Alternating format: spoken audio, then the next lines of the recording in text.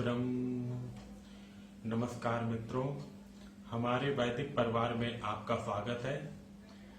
श्री वेद भाष्यकार श्री स्वामी शरण जी के मुख से वेद मंत्रों की सरल और प्रमाणिक व्याख्या सुनने के लिए हमारे YouTube चैनल को अधिक से अधिक लोगों तक पहुंचाएं, सब्सक्राइब करें, जिससे वेदों का प्रकाश घर घर तक पहुंच सके। आप कमेंट कर प्रश्न भी कर सकते हैं, हम सब प्रमाण उत्तर अवश्य देंगे। घर घर वेद मंदिर स्थापना अभियान में जुड़कर हमें सहयोग प्रदान करें। हमारा वेद भाष्य, वेदायन और अन्य वैदिक साहित्य घर बैठे प्राप्त करने के लिए आदेश करें। हमारी वेबसाइट वेदायन पर सभी पुस्तकें निःशुल्क PDF में उपलब्ध हैं। ॐ असौ आदित्ये पुरुषः सोऽसो वह्निः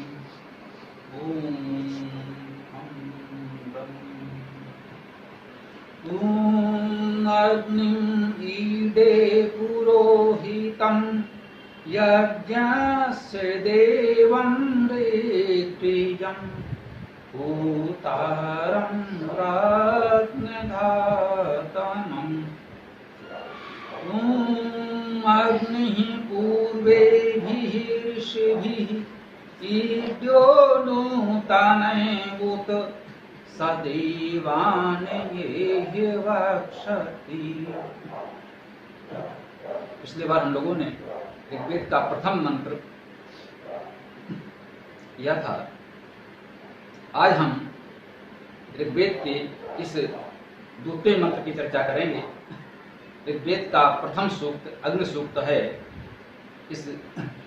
इसका देवता अग्नि है, अतः हम इसे अग्नि सूक्त कहते हैं। इसमें छंद गायत्री है।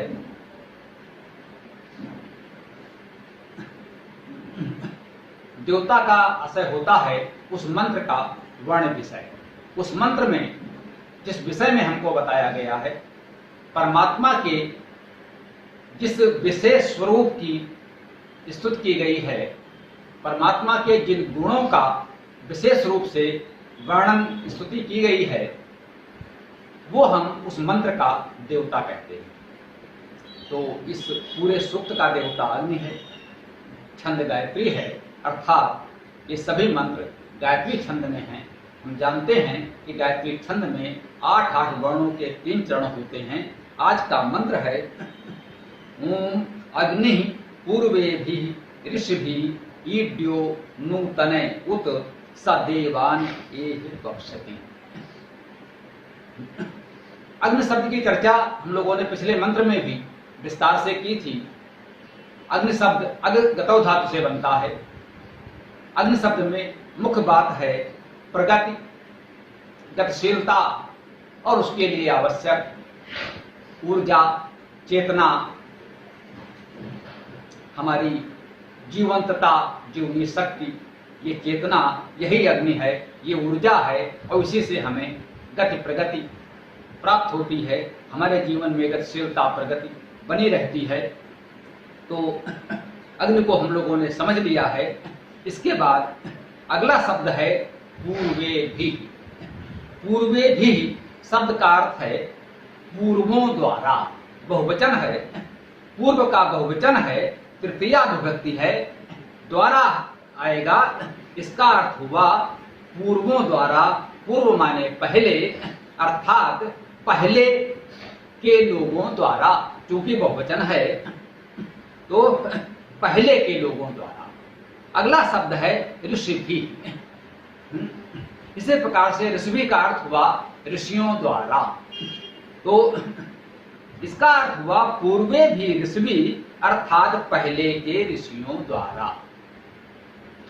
जो ऋषि हमसे पहले हुए हैं उनके द्वारा जो कुछ किया गया है, हम उसकी भी चर्चा करने जा रहे हैं। देवता अग्नि है, पहला शब्द अग्नि है और कर्ता भी इसमें अग्नि है। वो अग्नि क्या है, कैसा है, ये मंत्र में बताया जा रहा है कि वो अग्नि पहले के ऋषियों द्वारा क्या है, ईड्यो माने स्तुत्य है, स्तुति करने योग्य है। पहले के ऋषियों ने उसकी स्तुति की है। उसके बाद कहते हैं नूतनय उत, नूतनय माने नूतनों द्वारा, नए लोगों द्वारा, नए ऋषियों द्वारा, उत माने उसी प्रकार ही। तो इस वाक्य का अर्थ क्या हुआ कि अग्नि स्वरूप परमात्मा पहले के ऋषियों द्वारा तथा नूतन नवीन नए ऋषियों द्वारा स्तुत्य है, स्तुत करने योग्य है। परमात्मा की स्तुति प्राचीन ऋषियों ने की है, हमसे पहले जो ऋषि हुए हैं उन्होंने की है, और जो नए ऋषि हैं वे भी उसी परमात्मा अग्नि की स्तुति करते हैं। करना चाहिए हम सबको। तो इसमें हमें जो समझना है वो है पूर्वे भी ऋषि और नूतने उति। अग्नि स्वरूप परमात्मा की स्तुति तो हम कर ही रहे हैं, इसमें मंत्र में विशेष बात ये बताने का प्रयास किया जा रहा है कि वो पहले के ऋषियों द्वारा स्तुत्य है और नए के द्वारा भी। जो ऋषि पहले हो गए हैं, भगवान ब्रह्मा से लेकर देव दयानंद तक अनेक महर्षियों ने उस परमात्मा की स्तुति की, उसकी चेतना प्राप्त की, अपने जीवन को सार्थक किया, उस दिव्य चेतना को प्राप्त किया और उससे हमें लाभान्वित किया। उन्होंने अग्नि स्वरूप परमात्मा की स्तुति करके जो चेतना ऊर्जा प्राप्त की वो हम सबको दिया, पूरे समाज को उसका लाभ मिला।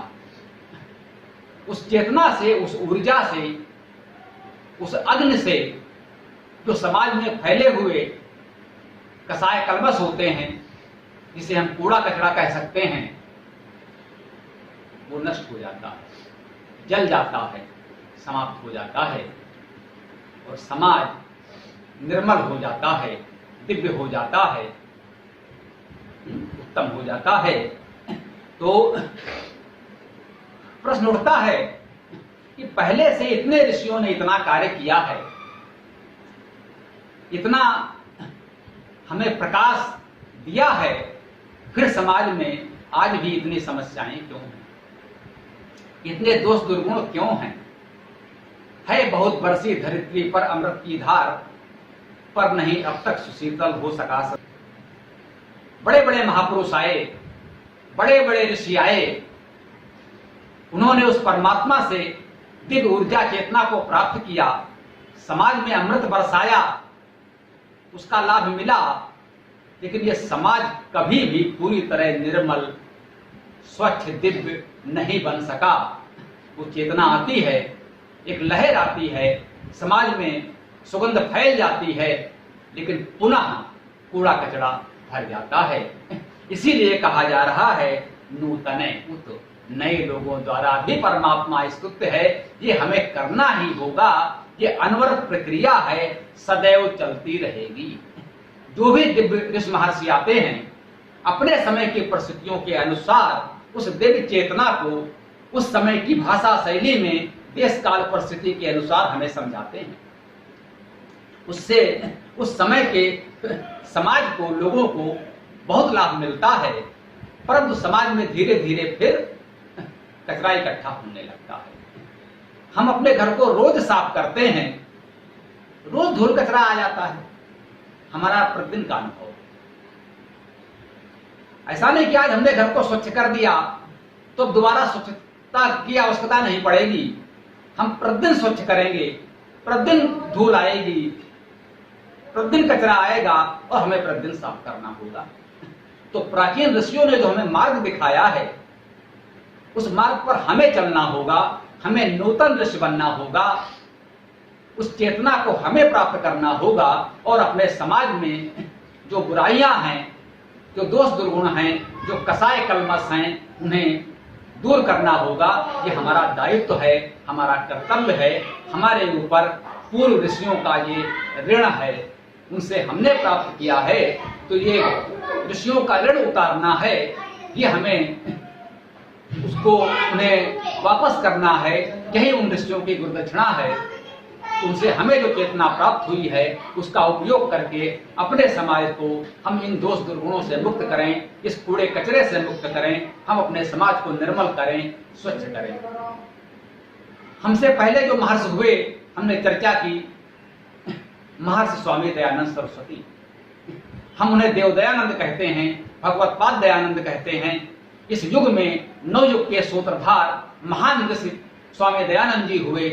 उन्होंने अपने समय में समाज में जितना कूड़ा कचरा था बहुत कुछ साफ करने का प्रयास किया।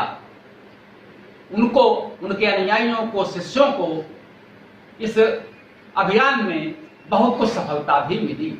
उनके प्रयासों से तमाम अंधविश्वास, तमाम रूढ़िवाद, तमाम गलत रूढ़ियां, मान्यताएं, परंपराएं समाप्त भी हुई। समाज में एक नई चेतना आई। हम वेदों की ओर लौटे और तमाम रूढ़ियों, परंपरागत अंधविश्वासों से मुक्त भी हुए। आज कोई भी जातिगत छुआछूत का समर्थन तो नहीं कर सकता। यद्यप स्वभाववश कुछ लोगों में अभी भी ये भावना तो है, लेकिन किसी में यह साहस नहीं है कि खुले रूप में, सार्वजनिक रूप से इसका समर्थन कर दे। इतना साहस तो अब किसी में नहीं बचा। इसके लिए हम देव दयानंद के ऋणी हैं। उनके समय में स्त्रियों के शिक्षा का भी निषेध था। महिलाओं को शिक्षा नहीं दी जाती थी। उन्होंने बताया कि वैदिक काल में गार्गी, मैत्रेयी, अपाला जैसी अनेक विदुषी ऋषि कन्याएं हुई। अनेक महिलाओं ने वेदों का स्वाध्याय किया। महिलाओं को शिक्षा दी जानी चाहिए। जब हमारी घर की महिलाएं, देवियां शिक्षित होंगी, नारियां शिक्षित होंगी, तभी समाज उज्जवल होगा, तभी समाज पवित्र होगा। माता ही निर्माता है। अगर माता ही शिक्षित नहीं होगी तो संतान कैसे संस्कारवान हो सकती है? ये संभव ही नहीं है। हमारा पतन इसीलिए हुआ। उन्होंने बताया और आज हम देख रहे हैं कि स्त्री शिक्षा हमारी कितनी उन्नत है। आज हमारी बेटियां अंतरिक्ष तक अपना कीर्ति पताका फहरा रही हैं। आज हमारी बेटियां इस पृथ्वी से अंतरिक्ष तक छाई हुई हैं। उनकी प्रतिभा संपूर्ण ब्रह्मांड में दिख रही है। जल, थल, नभ तीनों स्थानों पर हमारी पुत्रियां, हमारी बेटियां, हमारी बहनें आज अपनी कीर्ति पताका फहरा रही हैं। इसके लिए हम देव दयानंद के ऋणी हैं, उनके आभारी हैं। उन्होंने इस तरह की अनेक कुरीतियों, अंधविश्वासों का खंडन किया, विरोध किया, लोगों को समझाया कि अंधविश्वास है, ये गलत बातें हैं, इनसे हमें बचना चाहिए और इसमें हमें बहुत कुछ सफलता भी मिली। उनका वेदों की ओर लौटो। समाज में फिर से वेदों का अध्ययन, अध्यापन, प्रचार प्रसार प्रारंभ हुआ, जिससे हमारे अंदर एक चेतना जगी।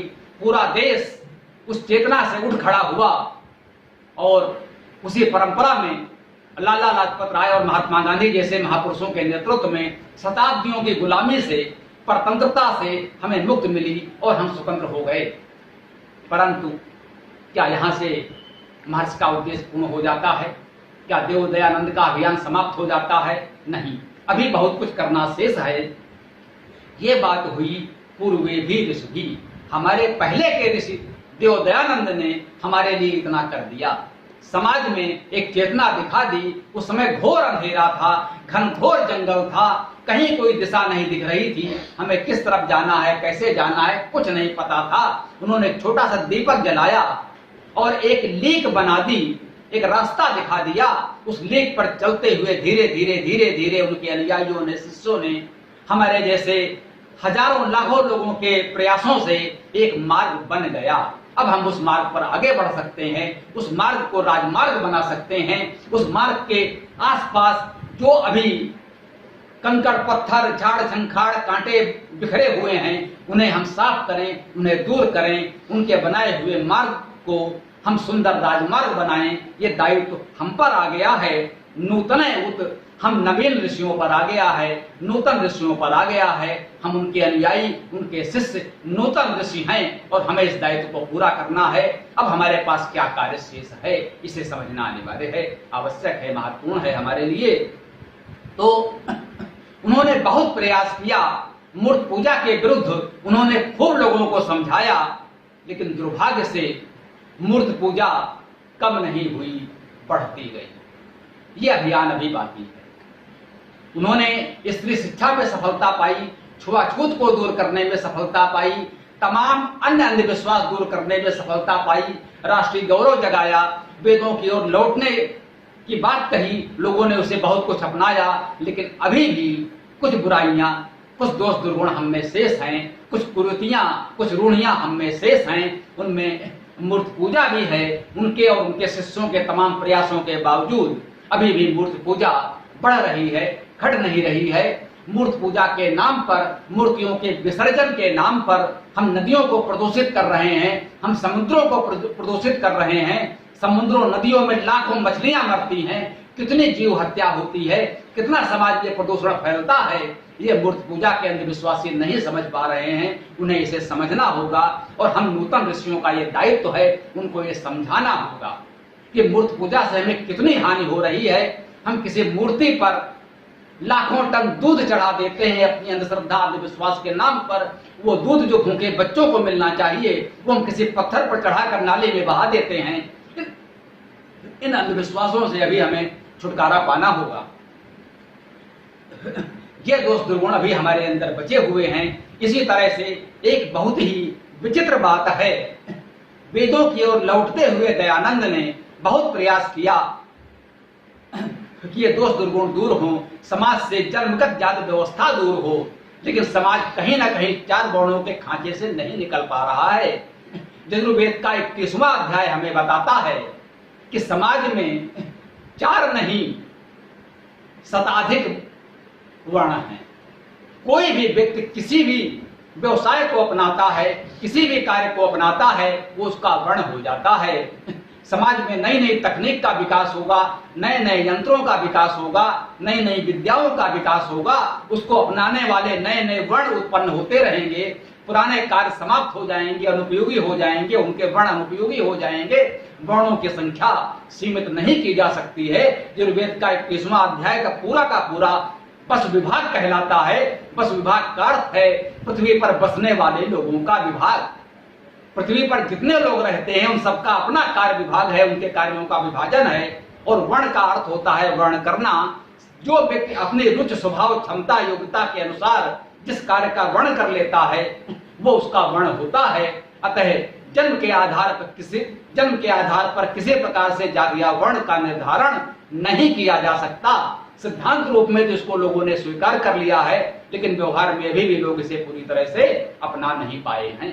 हमें इसके विरुद्ध भी अभियान चलाना होगा, लोगों को और जागरूक करना होगा कि लोग पूरी तरह से इस दुर्भावना से मुक्त हो जाएं और सभी जातियों वर्णों के बीच वैदिक काल के समान रोटी बेटी का व्यवहार सहज सामान्य हो जाए।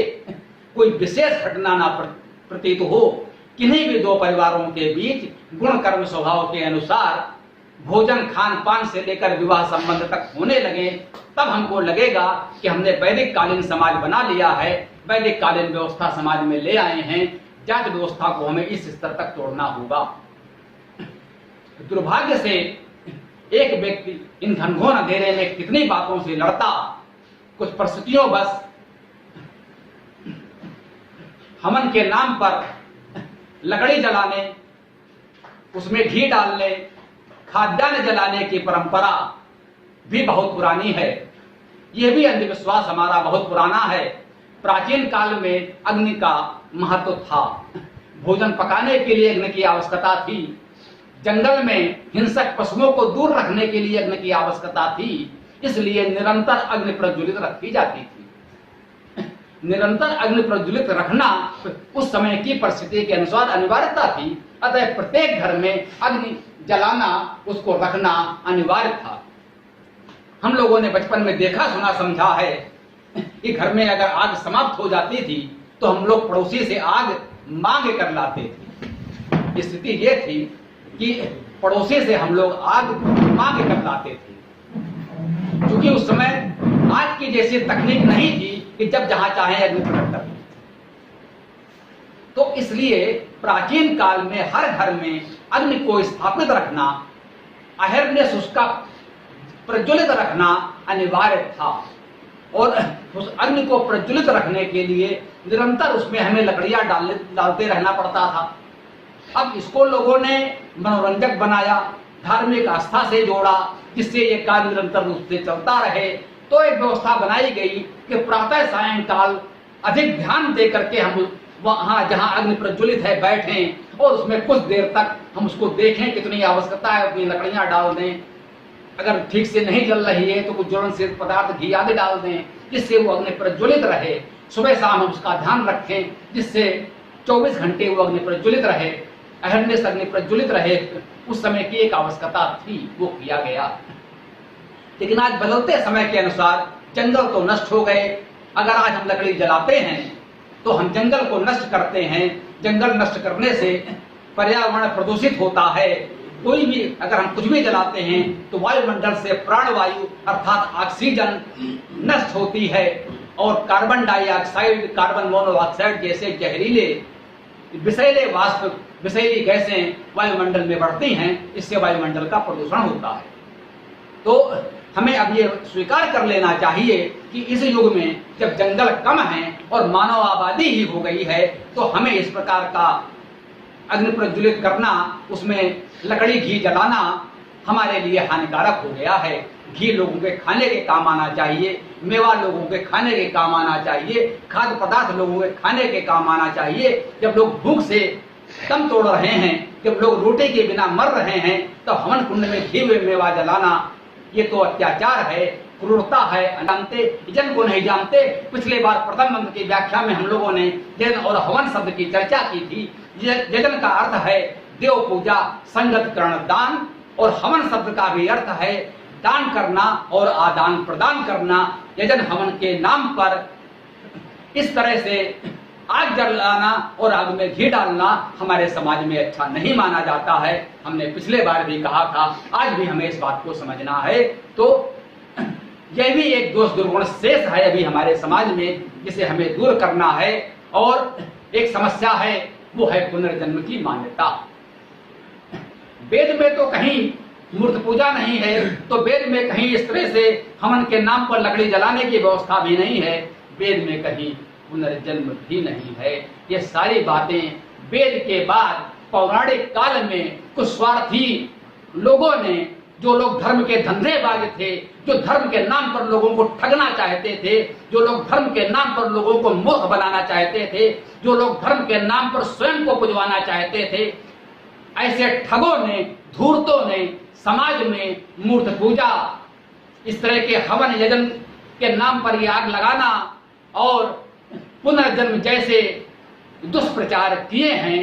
ऐसे बाबा खुद को पुजवाते हैं, कहते हैं पूर्व जन्म में भी हम तुम्हारे गुरु थे, इस जन्म में भी हम तुम्हारे गुरु हैं, पूर्व जन्म में हम इतने बड़े महापुरुष थे, इस जन्म में भी हम उसी कार्य के लिए आए हैं।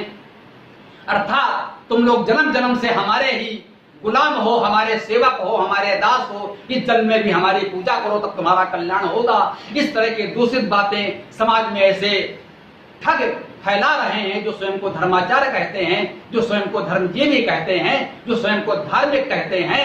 ये ठग हैं जो समाज में ऐसी बुरी बातें फैला रहे हैं। हमें इनसे बचना होगा। बड़े बड़े लोगों से जब चर्चा हुई, हमने पूछा कि भाई आप पुनर्जन्म को मानते हो, 4 वेद में एक मंत्र बता दो जिसमें पुनर्जन्म की बात कही गई हो। तो वो एक मंत्र तो कोई विद्वान आज तक मुझे नहीं बता पाया। वेद में कहीं बता दो कि हवन कुंड तुम्हें कहां बताया गया है, तो इसका कोई मंत्र को आज तक नहीं बता पाया। वेद में कहां कौन सी मूर्ति है आज तक कोई नहीं बता पाया। तो ये मूर्त पूजा, हवन कुंड, पुनर्जन्म जैसी बुराइयों से जूझना अभी शेष है। कि हमारा दायित्व है, नूतन हमारे जैसे नए ऋषियों का दायित्व है। और एक बुराई समाज में है, भविष्य फल। अपने कर्मों से किए कुछ नहीं हो रहा है, अपने अकर्मण्यता से, साधनहीनता से, किसी कारण से अगर हमें जीवन में व्यवहारिक सफलताएं नहीं मिल रही हैं, तो हम ऐसे ढोंगी ठग बाबाओं पंडितों के चक्कर लगाते हैं। वो हमको ठगते हैं, तुम्हारा ये ग्रह खराब है, वो नक्षत्र खराब है, ये दिशा अशुभ है, तुमने ऐसे गलत समय पर ये कार्य प्रारंभ किया, इससे सफलता नहीं मिली, तो क्या करें? तो ऐसा करो, हमको इतने रुपए दे जाओ, हम कुछ पूजा पाठ कर्म कांड कर देंगे, उससे तुम्हारा ये दोष दूर हो जाएगा और तुम्हें सफलता मिल जाएगी। हमें तो कोई सफलता नहीं मिलती। उनको अपना ठगी का धंधा चलाने में जरूर सफलता मिलती रहती है। तो हमें ऐसे ठगों से बचना है। हर दिशा शुभ है, हर समय शुभ है, हर अच्छा कार्य जो हम करना चाहते हैं वो शुभ है। शुभ कार्य जब किया जाए तब शुभ है, अशुभ कार्य जब भी किया जाए तब शुभ है। सोई शुभ घड़ी, सोई शुभ दिन, सोई शुभ घड़ी, जब हो ही राम युवराज। जब राम युवराज बन जाए वही समय शुभ समझो। शुभ समय देखकर राज्याभिषेक नहीं करना है। जब राज्याभिषेक हो जाए राम का वही समय सबसे बड़ा शुभ है। ये राम के गुरु वशिष्ठ ने भी बताया उनके पिता को। तो ये वैदिक काल की मर्यादा है कि जब शुभ कार्य किया जाए तब वो समय शुभ होता है। जिस दिशा में हम अच्छा कार्य करें वो दिशा शुभ होती है। ईश्वर के बनाए सभी दिशा, काल, समय सब शुभ हैं, सभी व्यक्ति शुभ हैं। अगर वो शुभ कर्म करते हैं, हमें रूढ़ियों मान्यताओं से जूझना होगा, इन्हें दूर करना होगा। पूर्वे भी ऋषि, पूर्व के ऋषियों द्वारा हमें जो दिशा दिखाई गई है, जो मार्ग दिखाया गया है, हमें प्रयास करना है कि वो दायित्व हम नूतन नए ऋषियों पर आ गया है। भगवान ब्रह्मा से दयानंद तक आज हम उन्हें पूर्वे भी ऋषि की श्रेणी में लेते हैं। जब देव दयानंद जीवित थे, हमारे बीच थे, तब वो नूतन की श्रेणी में थे, तब वो नवीन ऋषि थे। आज हमारे लिए वो प्राचीन ऋषि हैं, पूर्वे भी हैं, नूतन ऋषि हम हैं। कुछ समय के बाद हम पूर्व की श्रेणी में आ जाएंगे, उस समय नूतन ऋषि और होंगे। ये क्रम, ये परंपरा सदा सर्वदा चलती रहेगी। हमें ये देखना है। मंत्र का तीसरा और अंतिम चरण है सा देवान एव भक्षति। जो इस प्रकार से ऋषियों की परंपरा को अपनाता है, पूर्व ऋषियों के मार्गदर्शन को स्वीकार करके स्वयं भी उस मार्ग पर चलता है, नूतन वो नूतन ऋषि बनता है। सा देवान एव भक्षति, ऐसा व्यक्ति, ऐसा नूतन ऋषि, ऐसा नूतन ऋषि क्या करता है, उसे क्या प्राप्त होता है। सा देवान एह भक्षति, वह देवों को यही प्राप्त करता है। सा माने वह, देवान माने देवों को, एह माने यही, भक्षति माने प्राप्त करता है। वह देवों को यही प्राप्त करता है। उसके लिए उसे पुनर्जन्म नहीं लेना पड़ता, उसे मरने के बाद स्वर्ग नहीं जाना पड़ता। उसे इसकी प्राप्ति यही होती है, इसी जन्म में होती है, अभी होती है। उसके लिए न पुनर्जन्म की आवश्यकता है, न मरने के बाद स्वर्ग जाने की आवश्यकता है। मज्जन फल पेखी तत्काला, काक हो ये पिक बकहु मराला।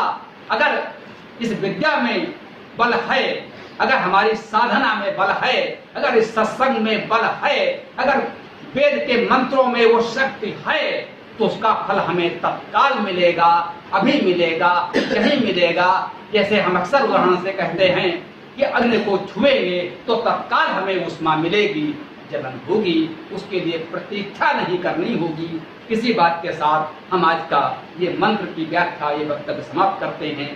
ये ओम मंत्र हमारे साथ। ओम यो असौ आदित्य पुरुषा सो असौ अहम ओम खम ब्रह्म। पूरा वीडियो देखने के लिए बहुत बहुत धन्यवाद। कमेंट में अपने विचार अवश्य दें। आपको कोई भी प्रश्न पूछना हो तो कमेंट बॉक्स पर कमेंट कर सकते हैं। डिस्क्रिप्शन में वेबसाइट का लिंक दे दिया गया है, उसमें अधिक जानकारी प्राप्त कर सकते हैं। धन्यवाद। ओम खम ब्रह्म।